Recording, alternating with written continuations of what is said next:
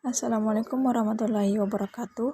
Perkenalkan, nama saya Nurfadlia Mustafa dengan NIM 202115020005 dari Program Studi Arsitektur Kelas B, Fakultas Teknik Universitas Negeri Makassar. Saya akan mempresentasikan ujian tengah semester mata kuliah Studio Perancangan Arsitektur 1 yang dimulai dari tugas 1 sampai tugas 5. Langsung saja kita masuk ke tugas pertama, yaitu analisis tapak. Tapak yang saya ambil itu berada di Perumahan BTN Taborong Permai, Blok D1 nomor 2, Kecamatan Palangga, Kabupaten Goa, Sulawesi Selatan. Dengan ukuran kafling 8x15 dan luas lahan itu 120 meter persegi. Dengan KDB 72 meter persegi, lahan hijau 48 meter persegi, dan KLB 144 meter persegi. Tapak ini berada di antara rumah warga dan dengan kontur tanah yang datar karena sudah berbentuk kafling. Analisa matahari. Sinar matahari terbit dari arah timur ke arah barat.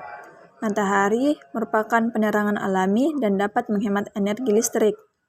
Matahari memiliki radiasi panas dan terik yang dapat menyilaukan mata dan sering disebut sinar UV atau ultraviolet. Iklim yang ada di sini itu pada siang hari terasa sangat panas dan pada malam hari terasa sangat dingin. Bangunan di sekitar tapak menghadap ke arah barat laut, jadi otomatis tapak yang akan dibangun nanti juga itu akan menghadap ke barat laut. Sehingga bagian bangunan yang akan terkena sinar matahari nanti itu hanya bagian sisi kanan untuk matahari pagi dan sisi kiri untuk matahari sore. Dengan mengoptimalkan bukaan terutama pada sisi timur sebagai upaya penerangan alami, sinar matahari juga mampu membantu kita untuk menghemat listrik. Analisa angin. Sumber arah mata angin dapat diketahui dari BMKG. Dalam setahun itu ada 2 musim, yaitu musim kemarau dan musim hujan. Jadi angin akan berbeda-beda setiap musimnya. Angin barat laut terjadi pada bulan November sampai Februari. Ia menghembus ke arah depan tapak. Angin tenggara terjadi pada bulan Maret sampai Oktober. Dia juga menghembus ke arah bagian depan tapak, sehingga kita perlu mengoptimalkan bukaan bagian depan tapak sebagai penghawaan alami. Itu juga bisa membantu kita untuk menghemat energi, karena tidak harus setiap saat menyalakan kipas atau AC. Analisa kebisingan. Pada batas utara, tingkat kebisingannya itu tinggi karena merupakan jalur kendaraan yang otomatis suara kendaraan itu dapat terdengar sampai ke dalam rumah. Batas selatan itu juga sama, tingkat kebisingan tinggi karena merupakan jalur kendaraan dan juga merupakan jalan penghubung dengan perumahan lain, sehingga jalan tersebut bisa dijangkau oleh orang yang bukan berdomisili di tempat itu. Pada batas timur dan barat itu, tingkat kebisingannya rendah karena berbatasan langsung dengan rumah warga yang penghuninya tidak setiap hari dan tidak setiap saat ada di rumah karena merupakan pekerja. Kondisi aksesibilitas. Jalan ini dapat dilalui dengan kendaraan roda 4 dengan lebar jalan 6 meter termasuk jalan perumahan. Pada sekitaran saya itu tidak ada sirkulasi untuk berjalan kaki sehingga kendaraan yang lewat itu harus berhati-hati. Jalannya juga itu tidak begitu luas sehingga kendaraan pribadi tidak boleh parkir di jalan. Kondisi utilitas. Sumber listrik utama pada site yang akan dibangun itu dari PLN, sedangkan untuk sumber cadangan listrik yang dibutuhkan bila terjadi pemadaman listrik adalah genset. Tiang listriknya itu berada di ujung lorong site. Pada site akan diletakkan bak penampungan air kotor dan limbah. Jika baknya sudah penuh, akan dipompa menuju saluran drainase.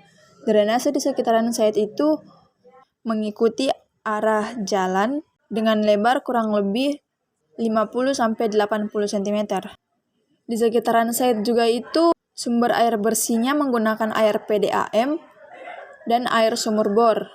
Tugas 2, mengubah bentuk massa bangunan. Untuk membuat sebuah maket, kita memerlukan beberapa alat dan bahan, seperti kertas karton maket, lem Korea, gunting, pisau cutter, dan penggaris. Proses pengerjaan. Pertama, kita siapkan alat dan bahannya terlebih dahulu. Kemudian menggambar sketsa dengan ukuran-ukuran tertentu. Kemudian dipindahkan ke karton maket dan membuat pola tersebut. Saya mengambil bentuk persegi panjang dengan ukuran yang berbeda-beda. Dan juga ada setengah lingkaran untuk hiasan bagian depan maket. Setelah digambar pada kertas maket, potong kertas maket tersebut menggunakan pisau cutter atau gunting dengan ketentuan yang sudah ditentukan. Saya mengambil lebarnya itu 10 cm dan panjangnya 20 cm. Bentuk yang lainnya itu dengan ukuran 7x10. Kemudian rekatkan bentuk-bentuk yang dibuat tadi dengan lem perekat sehingga membentuk sebuah bangun ruang. Dan untuk alasnya, saya mengambil bentuk abstrak agar terlihat lebih menarik. Sebagai simbolis dari maket itu, saya membuat sebuah bangun datar persegi panjang, lalu saya rekatkan ke area samping maket. Setelah itu, satukan beberapa bentuk bangun ruang yang sudah kita buat tadi menjadi sebuah bentuk baru. Bangun-bangun ruang yang sudah digunting dan direkatkan itu digabungkan sehingga menjadi sebuah bentuk baru tanpa mengubah bentuk aslinya. Ini hasil dari maket yang saya buat dengan tampak depan, tampak belakang, tampak samping kanan, dan tampak samping kiri.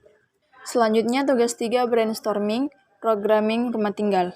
Lokasi berada di perumahan BTN Taborong Permai, Blok D1 nomor 2, Kecamatan Palangga, Kabupaten Goa, Sulawesi Selatan. Dengan penghuni ayah 47 tahun bekerja sebagai PNS, ibu 47 tahun bekerja sebagai ERT, anak pertama perempuan 18 tahun sebagai mahasiswa, dan anak kedua laki-laki 15 tahun, anak ketiga laki-laki 10 tahun sebagai pelajar. Dari aktivitas penghuni itu, rata-rata kebutuhan ruangnya sama, yaitu kamar tidur, kamar mandi, ruang keluarga, dan ruang tamu untuk menerima tamu. Terkhusus untuk ibu, dia juga memerlukan ruang dapur karena memiliki aktivitas memasak. Selanjutnya kebutuhan furnitur. Ruang keluarga membutuhkan meja TV, kursi, meja, lemari kaca, meja komputer. Kamar tidur membutuhkan tempat tidur, lemari pakaian plastik. Kamar tidur 1 membutuhkan tempat tidur, meja belajar, lemari pakaian, dan meja buku. Kamar tidur 2 memerlukan tempat tidur, meja belajar, lemari pakaian. Terkhusus untuk kamar tidur itu, ada beberapa aktivitas yang tidak membutuhkan furnitur, seperti sholat, atau hanya sekedar berjalan keluar masuk kamar. Dapur memerlukan kompor, meja makan, lemari piring, lemari bahan, kulkas, dan wastafel. Ruang cuci memerlukan mesin cuci, ember, dan baskom. Kamar mandi memerlukan ember dan alat mandi. Ruang tamu hanya memerlukan kursi tamu dan meja tamu saja. Sedangkan teras tidak membutuhkan furnitur. Semua ruangan bersifat semi-publik, kecuali kamar tidur itu bersifat pribadi. Dan kamar mandi itu servis. Serta teras itu termasuk publik karena berada di luar ruangan rumah. Kebutuhan pencahayaannya itu rata-rata menggunakan lampu sebagai pencahayaan buatan, kecuali teras, dia menggunakan pencahayaan alami, karena merupakan ruangan terbuka. Dan penghawaan, rata-rata menggunakan kipas sebagai penghawaan buatan, kecuali teras juga, karena merupakan ruang terbuka, dia menggunakan penghawaan alami. Kebisingan, ruangan yang paling membutuhkan keterangan itu adalah kamar tidur, karena di sana kita menempatkan diri untuk beristirahat. Ini merupakan bubble diagramnya. Terasnya itu bersifat publik, jadi dia warnanya beda sendiri. Tugas selanjutnya, tugas 4, perletakan tangga. Saya memilih tangganya diletakkan di depan gudang agar orang-orang bisa dengan mudah menjangkaunya. Dan yang terakhir, tugas 5, dana rumah sederhana. Dikatakan dana rumah sederhana karena Penghuninya maksimal 4 orang, berlantai 1, dengan 1 kamar tidur utama, 2 kamar tidur anak, ruang keluarga, dapur, 2 WC, ruang tamu, ruang cuci, dan teras. Sekian presentasi ujian tengah semester Studio Perancangan Arsitektur 1. Saya Nur Fadlia Mustafa dengan NIM 2002 11502005 dari kelas B Arsitektur Universitas Negeri Makassar mengucapkan banyak terima kasih atas perhatiannya. Kurang dan lebihnya mohon dimaafkan. Sekian, wassalamualaikum warahmatullahi wabarakatuh.